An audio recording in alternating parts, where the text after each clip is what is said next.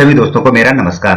दोस्तों, आपकी परीक्षा तैयारी के क्रम में आज मैं लेकर के आया हूं वर्ष 2016 का एक पेपर, और यह पेपर है समीक्षा अधिकारी परीक्षा का, जिसका सीरियल कोड है SPR और जिसकी क्वेश्चन बुकलेट सीरीज है E। तो फ्रेंड्स, एक पैटर्न है कि UKPSC अपने पुरानी जो परीक्षाएं हैं उनसे कुछ प्रश्नों को अवश्य रिपीट करता है, और कुछ ऐसे प्रश्न होते हैं कि जिनका संदर्भ लेकर के नए प्रश्न बनाए जाते हैं।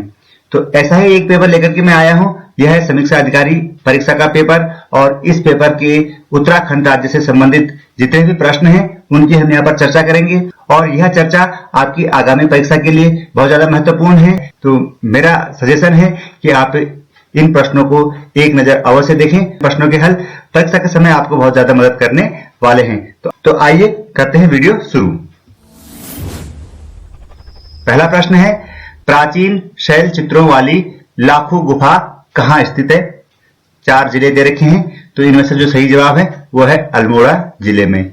लाखों गुफा अल्मोड़ा जिले में है, और यह अल्मोड़ा जिले में बाड़े छीना में सुयाल नदी के तट पर है, और सन 1968 में इसकी खोज की गई। तो इसी तरह की और सारी गुफाएं हैं अल्मोड़ा में। ये हैं लेथाप, पेटसाल, फलसीमा, और इसी तरह की गुफाएं चमोली जिले में भी हैं, और इनके नाम हैं ग्वारखिया उड्यार, किमनी और मलारी। तथा उत्तरकाशी जिले में भी एक इस तरह की गुफा पाई गई है, जहां पर की भित्ति चित्र बने हुए हैं और पाषाणकालीन भित्ति चित्र बने हुए हैं, और उत्तरकाशी में यह गुफा है हुडली में। अगला प्रश्न है, कत्यूरियों की दरबारी भाषा क्या थी? तो इसका सही जवाब है संस्कृत।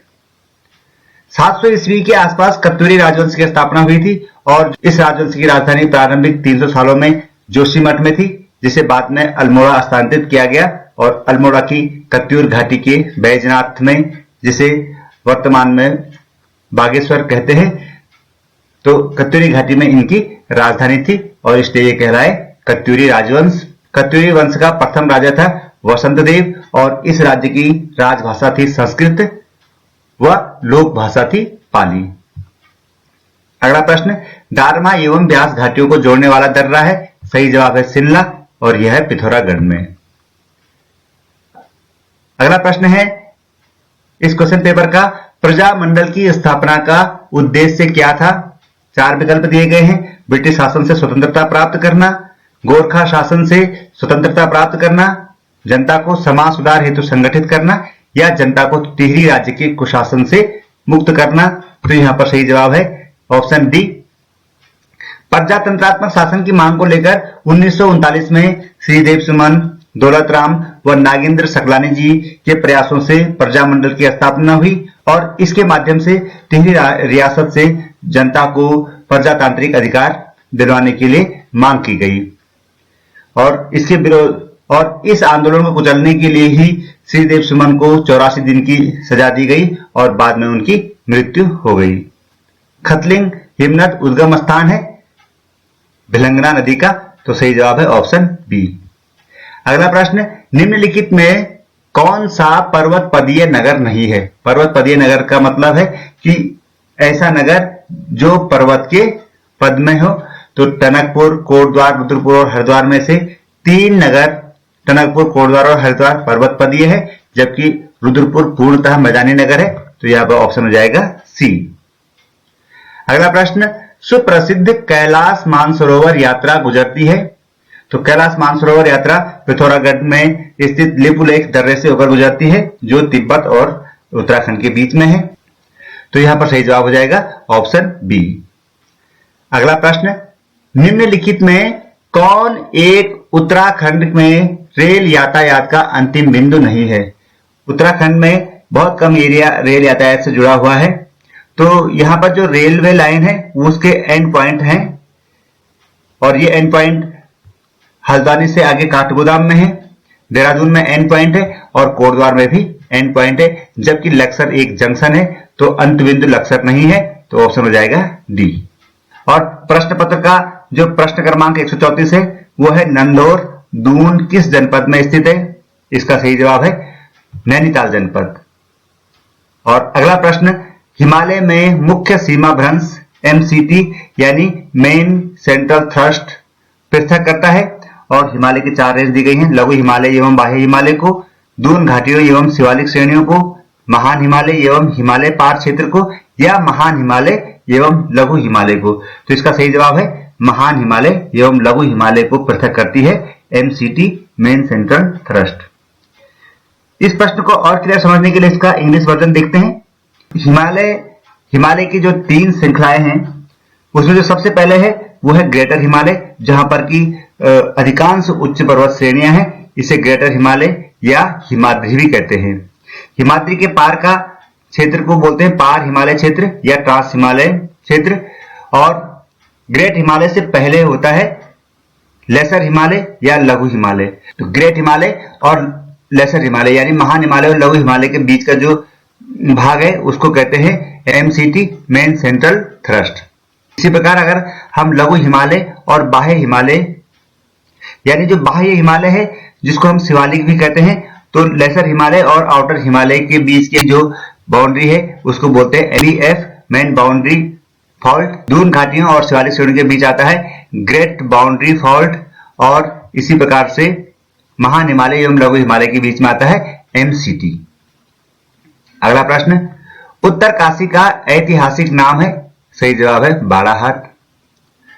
अगला प्रश्न है, उत्तराखंड में औपनिवेशिक संघर्ष किस काल में प्रारंभ हुआ। तो औपनिवेशिक संघर्ष का मतलब है कि अंग्रेजों के साथ उत्तराखंड का जो संघर्ष हुआ तो उसकी शुरुआत हुई गोरखा काल से। 1790 में कुमाऊं पर गोरखाओं ने अपना अधिकार कर लिया था और 1803 में गढ़वाल मंडल पर भी गोरखाओं ने अपना अधिकार कर लिया था।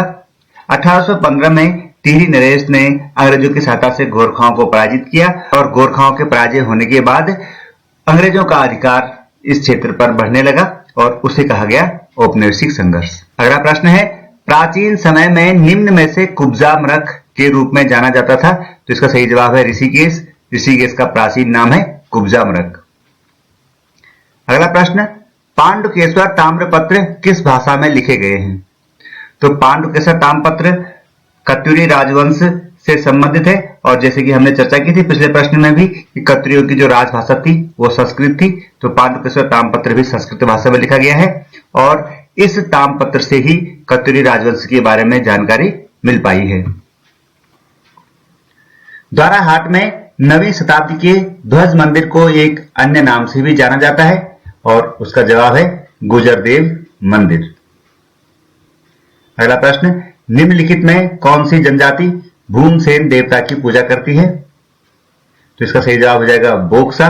और फ्रेंड्स, उत्तराखंड की जनजातियों से संबंधित एक वीडियो मैंने इस चैनल पर पहले ही अपलोड किया है, आपने वह वीडियो देख लिया होगा और यदि अभी तक वो वीडियो नहीं देखा है तो उसका लिंक मैंने डिस्क्रिप्शन में दे दिया है और यहाँ पर एक आई बटन आ रहा है, आप यहां से भी उस वीडियो को देख सकते हैं। अगले 4 प्रश्न तत्समय की जो करंट अफेयर्स हैं उनसे संबंधित है और ये आज भी प्रासंगिक है, तो आइए इन पर भी चर्चा कर लेते हैं। उत्तराखंड में पीतल नगरी की स्थापना की जा रही है। सही जवाब है अल्मोड़ा में। उत्तराखंड में 38वें राष्ट्रीय खेल किस वर्ष आयोजित होंगे।